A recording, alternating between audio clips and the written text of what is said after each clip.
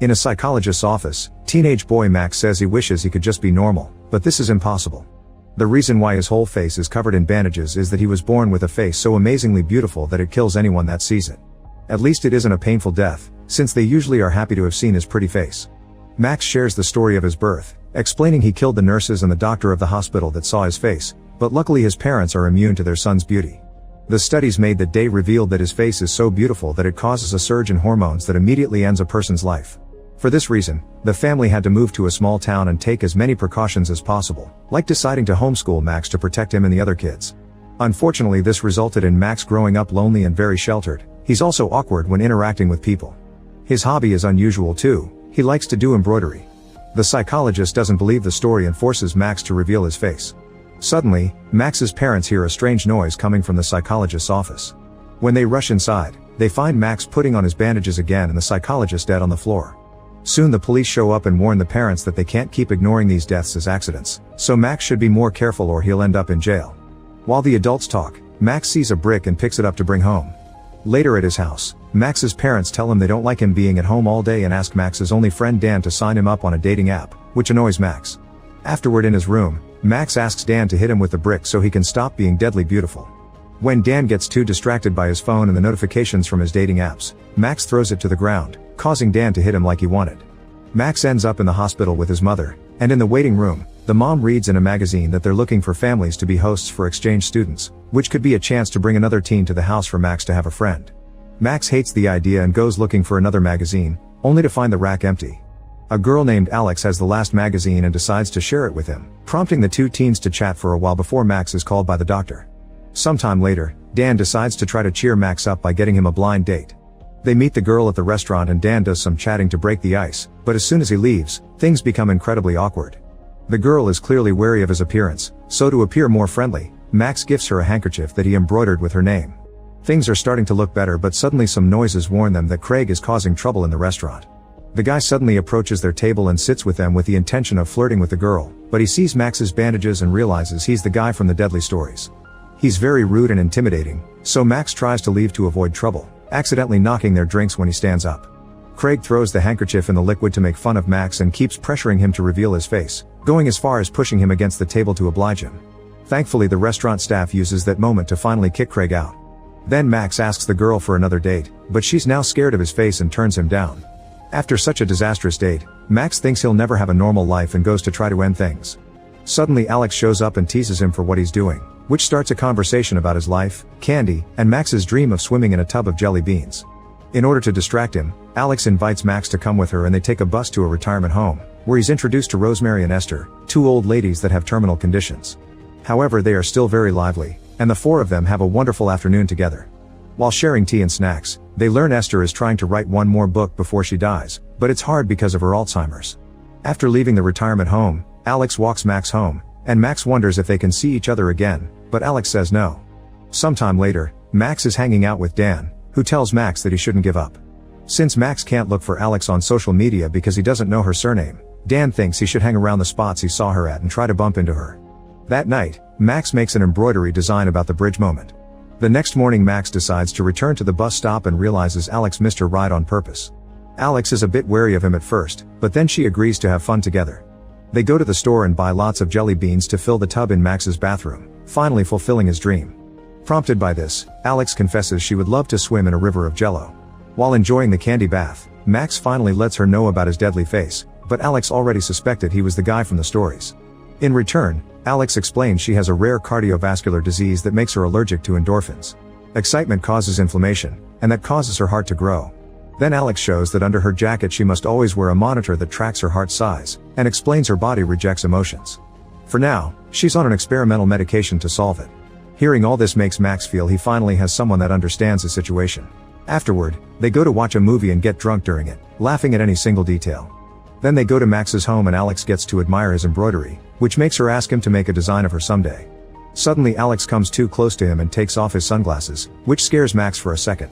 Fortunately, his eyes alone can't kill people, and now the two teens are having a sweet moment that could end with a kiss. Unfortunately, at that moment Max's parents arrive and ruin the moment. The teens quickly pull apart, but the parents can tell what's going on and are in shock.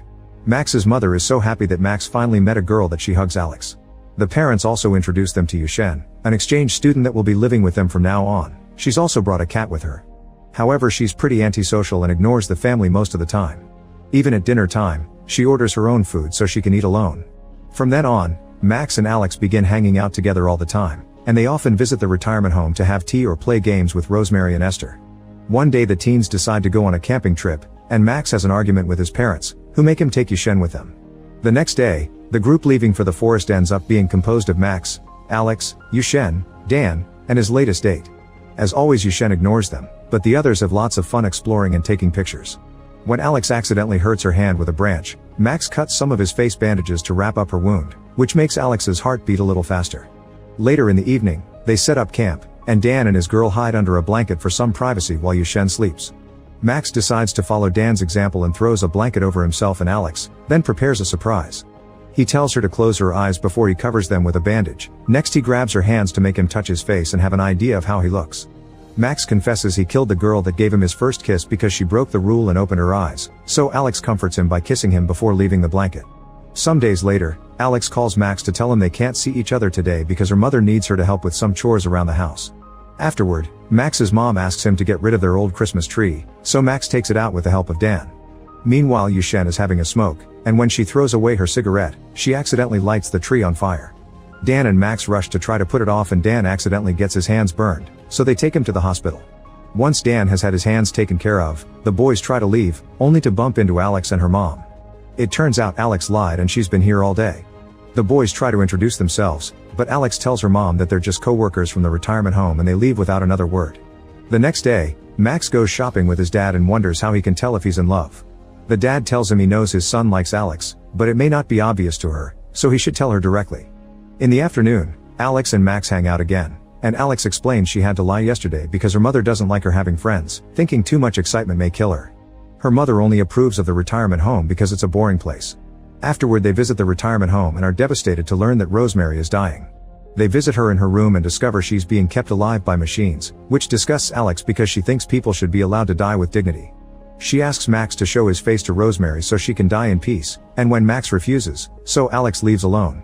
Thinking about how Rosemary is suffering, Max changes his mind and returns to the room, where he calls Rosemary's name. As she opens her eyes, he starts removing his bandages, and Rosemary realizes what's happening so she never stops him, dying with a soft smile on her face. After this incident, Alex stops answering Max's messages, and he doesn't know what to do. His parents try to offer some advice, but this only ends in an argument and Max leaves to hang out with Dan. His friend has big news: there will be a party at the local school, and Dan thinks Max should go even if he's homeschooled. Max is too nervous to do anything, so Dan takes his phone and sends Alex a message to invite her to the dance. Since he doesn't get an answer, Max goes to Alex's home to ask why she's ignoring him. Alex confesses that the experimental medicine isn't working, and her heart keeps growing larger and larger. They argue over the fact she's been pushing him away, but Max stays supportive, and Alex finally accepts to go to the dance with him. On the day of the party, Alex shows up with 2 funny costumes she got from the adult store. She'll be going as a maid, and for Max she got a dog mask and a horn so he can be a horn dog. When they arrive at the school, they have lots of fun dancing and flirting together. At first the music is fast and catchy, but then it changes into a slow romantic tune that brings them closer. This intense moment makes Alex's heart start beating dangerously fast and it makes her nose bleed, so she rushes out to take care of it. While Max waits, he hangs out with Dan and his date, but the moment is interrupted when Craig comes over to bother them. He's jealous that Dan is dating his ex and wants revenge for what happened at the restaurant, so while his friends grab Dan, Craig grabs Max and takes off his mask, which immediately kills Dan's date. People start panicking while the police arrive to arrest Max, putting a bag over his head. On his way out, he notices Alex is being taken away by an ambulance. That night Max is kept in a cell. The next morning Max is freed and he goes to the hospital where Alex's mom hugs him to share the pain. Then Max visits Alex and learns that she had lied the entire time. She had been minimizing her illness. It turns out she actually has a terminal condition and she has known since she was a child that she would die around this age. Alex only has a few days left and hates being connected to a machine at the hospital, so she asks Max to reveal his face for her. Max refuses because he doesn't want to see her die and snaps at her, explaining he's watched people die all his life and it's taken a toll on him. Then he leaves, refusing to hear her any longer. When Max gets home, he feels so upset that he uses the brick to get plastic surgery, but his parents immediately come to stop him. They hold him while he has a breakdown, but when the bandages slip down, he accidentally kills Yushen's cat. In the following days, Max ignores all of Alex's messages. Sometime later, Max joins Dan to pay their respects for the dead girl. Dan is grieving, yet he still takes a moment to scold Max for ignoring Alex, making him see that he'll miss the chance to say goodbye. The next day Max visits Alex at the hospital and covers the wall with his embroidery as a way to apologize. He also shows her he made a design of her. Alex's condition is getting worse, so Max lies down next to Alex and removes his bandages. Then they close their eyes as they share a kiss, expecting the worst to happen. When Max opens his eyes, he's shocked to see Alex is still alive. However, she's so incredibly happy about finally seeing the real Max that her heart can't take it and she still dies. At least she has a smile on her face as she remembers all the time she spent with Max. Later, Max attends Alex's funeral, feeling completely devastated by the loss of the only girl that ever cared for him. Afterward he goes to the bridge, bringing an envelope with Alex's name on it. Inside the envelope he puts Jello powder, then he throws it into the river so Alex's dream can come true. After Alex's death, Max returns to therapy and begins honoring the things Alex has taught him. He continues to visit the retirement home to keep Esther company, and the police free him and Craig of all charges because the death of the girl was seen as a natural cause. This case becomes famous though, and Max begins getting lots of letters from dying people asking for his help. Max begins understanding that death sometimes is necessary, and he begins visiting the people that write him in order to help them reach peace with a painless death. Max also discovers that Alex didn't die because true love gave her immunity, which is also the reason why his parents never died either. Since Dan is Max's one true friend, Max can start hanging out with him without wearing the bandages. However, he needs to be careful because one day he forgets his face is uncovered and opens the door, accidentally killing a visiting Craig. Make sure to subscribe and turn on notifications so you can watch more videos like this. Thanks for watching.